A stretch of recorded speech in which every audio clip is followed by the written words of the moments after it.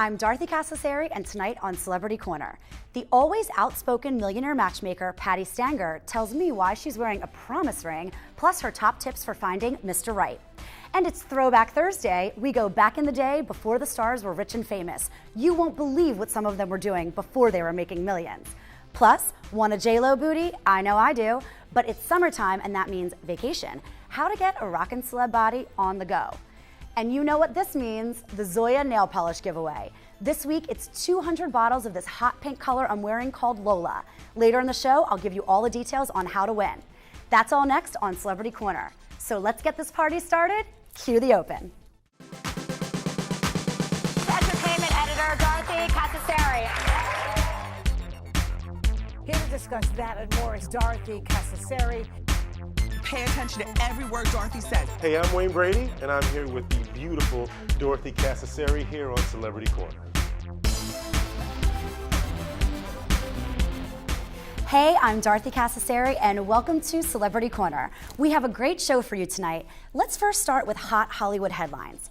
The world is so excited about the birth of the new royal baby.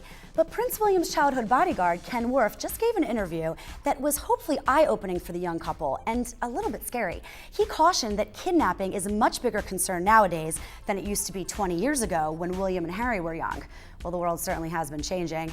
And he gave this quote saying that people are going to be in every conceivable tree and bolt hole waiting for the baby to be pushed out in a pram.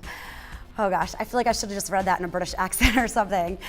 He suggested they surround themselves with police, which could be a multi-million-pound operation, but of course they can afford anything. But one thing the baby will do is inject much-needed money into the economy.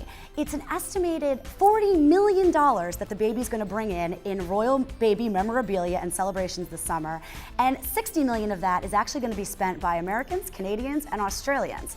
Wow, and it's crazy because a lot of brands are really getting in on this whole event. Krispy Kreme came out with a line of royal baby donuts that have blue or pink filling inside, and I love this one. Fisher-Price is using the birth to push a new line of its royal potty, which comes with a crown on the lid.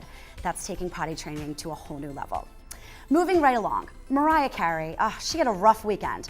She was hospitalized with a shoulder injury, but good thing her husband, Nick Cannon, was there to take care of her, and good thing she'll have 8 little puppies to keep her company as well.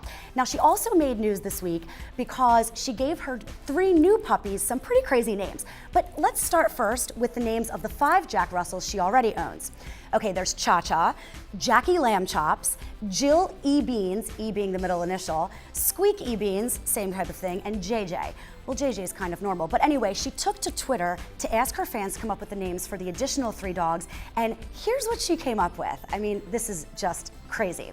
The Good Reverend Pal Jackson, Pippity L. Jackson, and Muttley P. Gore Jackson III. Can you imagine how much time she must spend calling those dogs in for dinner time? Anyway, let's talk about Katy Perry and John Mayer. So these two broke things off in March after 8 months of dating, but just recently Katy told Vogue that she was still madly in love with John Mayer, and he heard her message loud and clear. In fact, John Mayer was here in Philadelphia for the city's 4th of July Jam, and supporting him backstage was Katy Perry. She actually Instagrammed a really cute photo of them in American flag attire with the caption, "Whose broad stripes and bright stars?" Very clever, Katy. But things didn't end there. The following night, they actually had a romantic dinner at NYC's Il Molino, which happens to be a few blocks from my apartment. And this is my favorite part of the story. On Saturday night, Mayer kicked off his Born and Raised world tour in Milwaukee, and he said that his song, A Face to Call Home, was actually dedicated to Katy, who was his face to call home. That is so sweet. And he thanked her for taking care of him when he had vocal cord problems that left him silent for 20 months. Oh, I like them as a couple, I really do.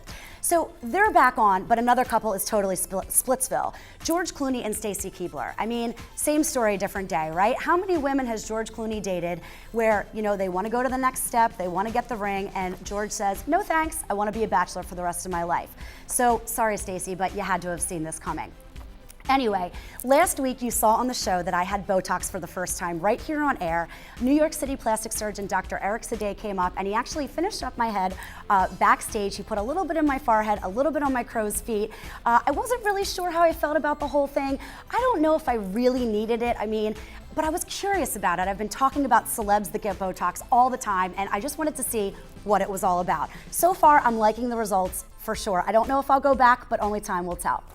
Up next, the very outspoken and uncensored millionaire matchmaker Patti Stanger shares with me her priceless advice for weeding out the losers and jerks and finding Mr. Right instead.